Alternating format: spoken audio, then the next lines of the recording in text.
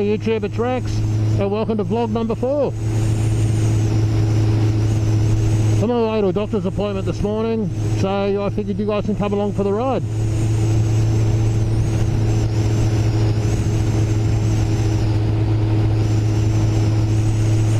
Haven't been riding a lot. Actually, this is only the second day I've been out the last week and a half.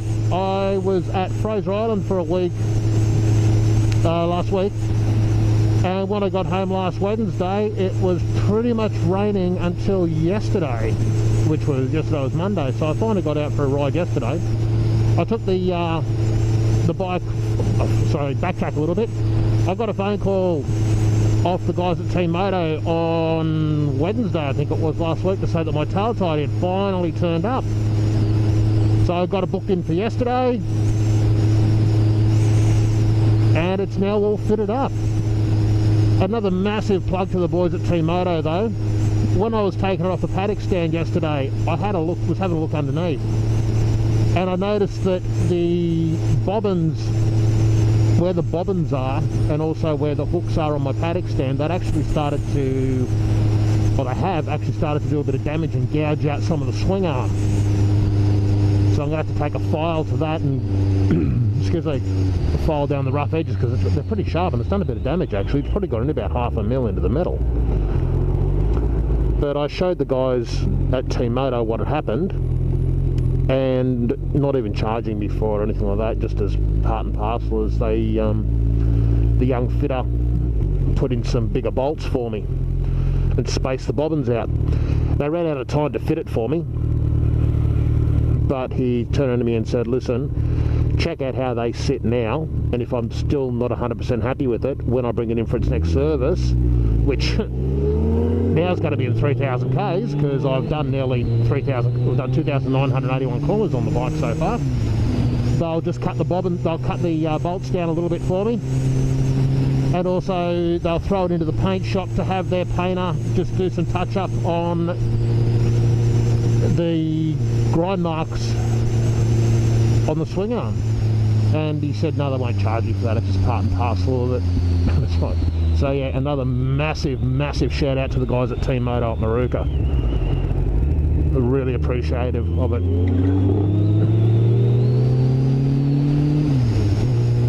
Go you! Yes, you beat me off the line when I wasn't even trying to get you. Well done you on the XR6 Turbo.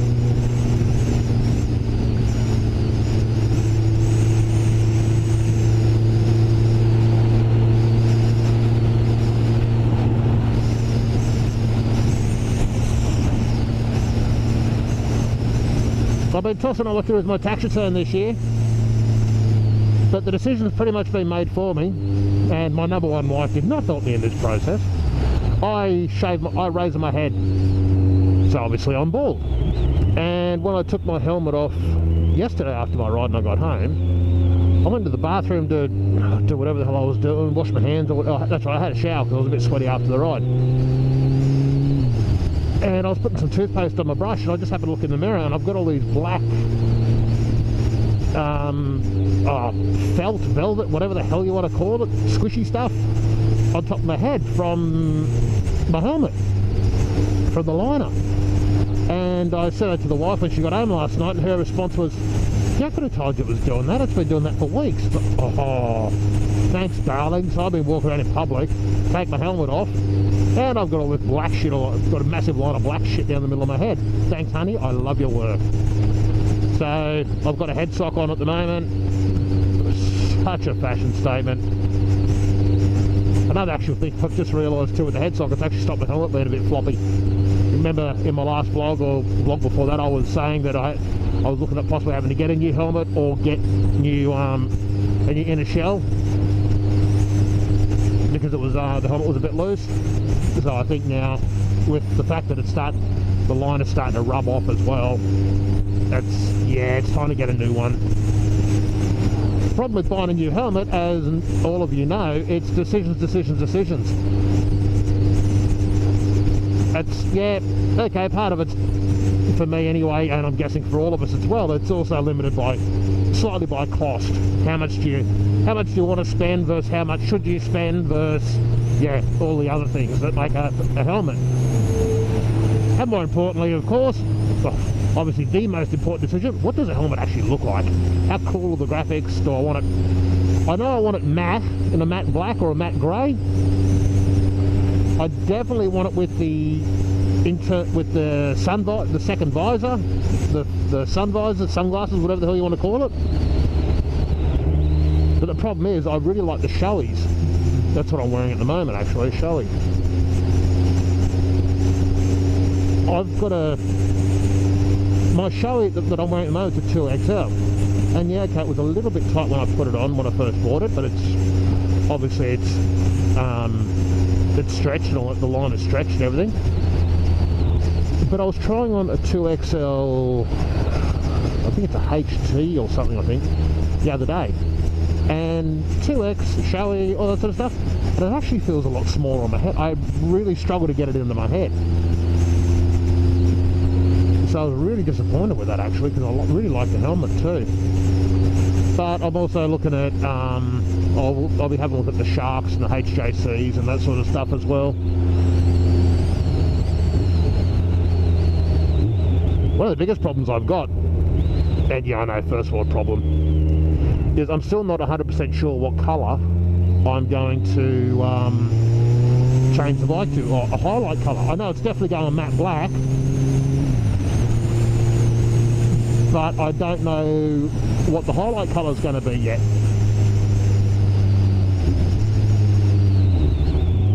So I'm thinking it's either going to be an electric blue, like what Toyota have got on their Hiluxes, just on the gills and possibly the pads and that sort of, the calipers and that sort of stuff, and definitely the pinstriping. But I'm also thinking about going, as I think I put it in my very first vlog, I'm thinking about going way out there and getting like a pinky purpley sort of colour. Don't judge me, I'm secure enough in my masculinity, I can wear that colour, no problems whatsoever.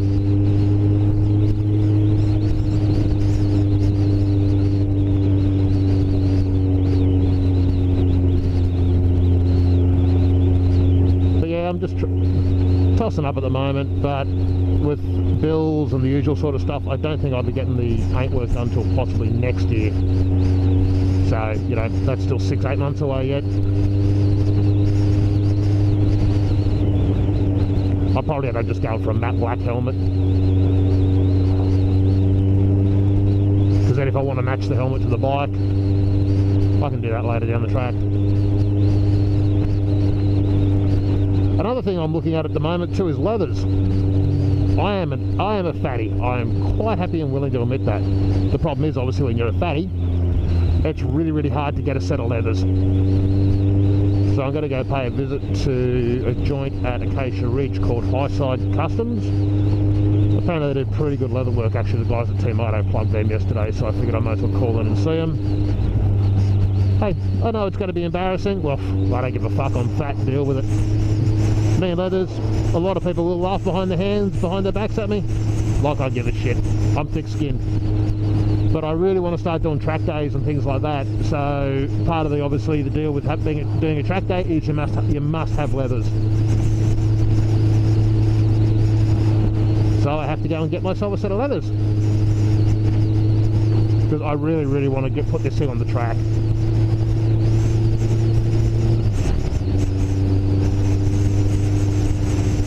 But obviously before I do that one, another tax return thing is I'm going to book in to get an advanced rider course done. When I was actually at Team Moto yesterday, I was talking to a couple of motorbike coppers that were there getting their bike serviced, and they were telling me some of the motorbike training that they did. And this is just for Queensland obviously, so I don't know what the other states or countries are like, but you have to demonstrate that you've actually had a motorbike license and used it. I don't know how you do that, for 5 years. So you've already got to be on the force, be a copper, got to have a motorbike license, have had that bike license for 5 years, and then if you're accepted, they'll take you on and they'll give you basically a 3-week flat out course. They teach them how to they spend the first week of that on trail bikes, blasting through the bush, learning bike control and things like that. and then they put them onto road bikes for 2 weeks. I think something like that for an advanced rider training would be absolutely bloody brilliant. Not so much a trail bike thing, because I understand it teaches bike control, but I've never ridden a trail bike, so for me that'd be interesting as well, actually. But for a 3-week course, I'd be quite happy to pay $1,000, $2,000, whatever it was, to get that sort of level of shit. Even $1,000 a week, I'd be more than happy to pay that sort of money to be able to get onto a course like that. The skills it would actually teach you about riding would be insane. And the best part is too, you use their bikes, so there's no chance of me dropping mine.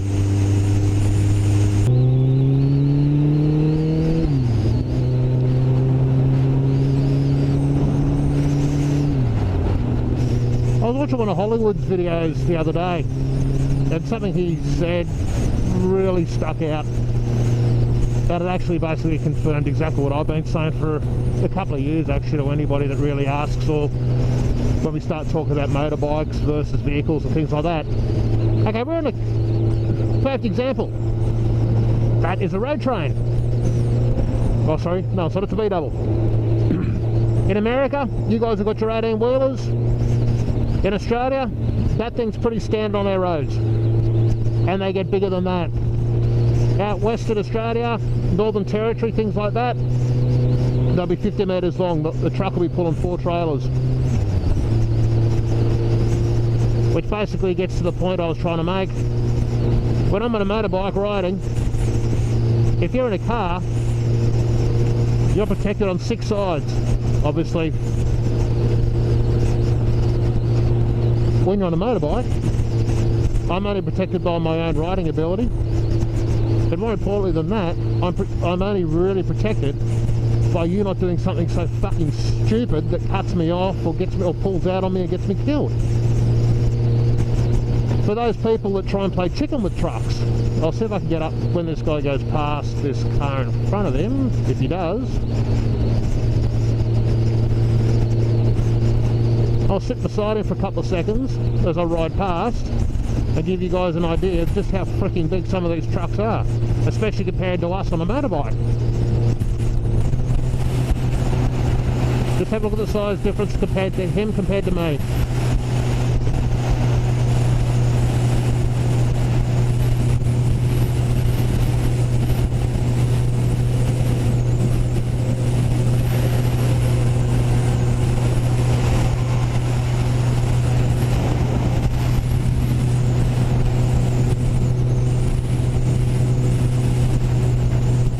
What chance do you really think on a motorbike we've got compared to that?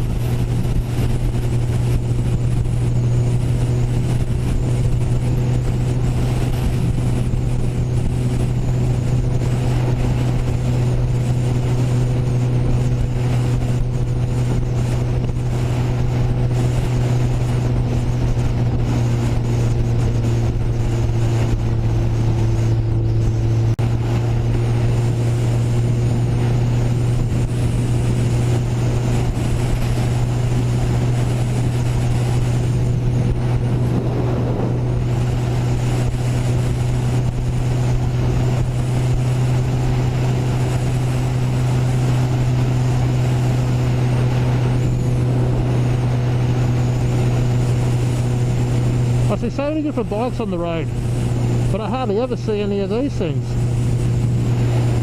I think in the last, basically 2 months, you know how it goes. You suddenly get on a bike and all of a sudden you start seeing them everywhere, or you really start looking for what you're riding or what you're driving if you're in a car. I've seen probably half a dozen ZX14s on the roads. Seen tons of Rs, BMW, Gixxers, all that sort of stuff. Hardly seen any of these, and I actually honestly don't understand why. When I was in Team Moto yesterday, I was, as you do, had a quick squiz through the showroom. They've still got the same 2017, the Olin's Special Edition bike. It's still sitting there. I was speaking to one of the other sales guys, because the guy that sold me my bike's moved on to a different shop now. They haven't had anybody have a look at it. They've had a few tyre kickers to sit and go, oh, that's nice, but they've had It actually hasn't done any kilometres since I test rode it. And I honestly don't understand how people can let a bike that is as good as these things, except the bloody wrist cramps, god damn it.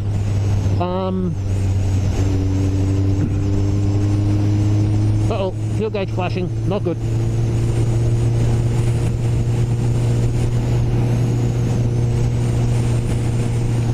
Yeah, I don't understand how people can let bikes as good as this go.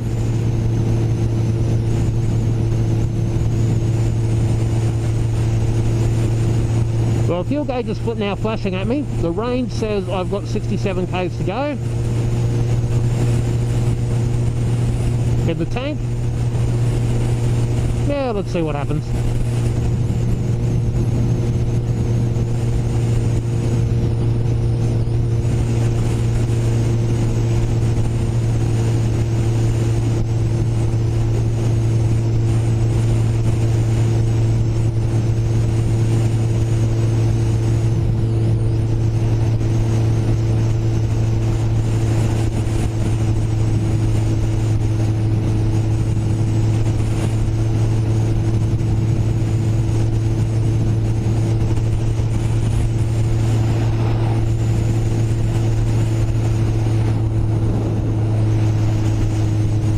Through this little bit here is one spot where you definitely don't speed anymore. Used to be able to sit at 100 all the way through here and nobody really touch it, but the coppers in the last 6 months or so have started sitting basically pretty much from this sign here, from that sign. A Porsche penis extension.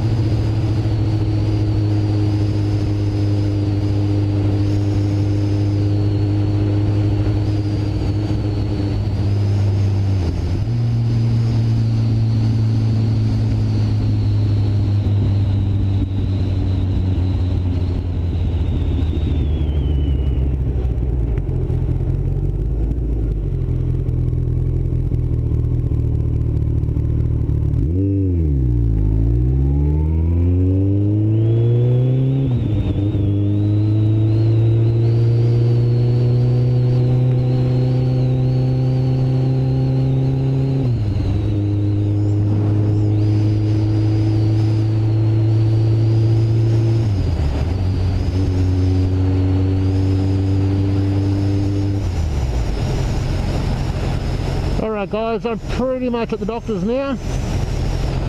So I'm going to shut this down now. Depending on how much battery life I've got left on my GoPro, I'll pick it up a little bit later on. If not, thanks for watching. If you like it, click subscribe, click the like button. Constructive criticism will always be listened to. Negative or shitty comments will be sacrificed to the god of fire. Thanks for watching, guys, and we'll catch you later on. See ya.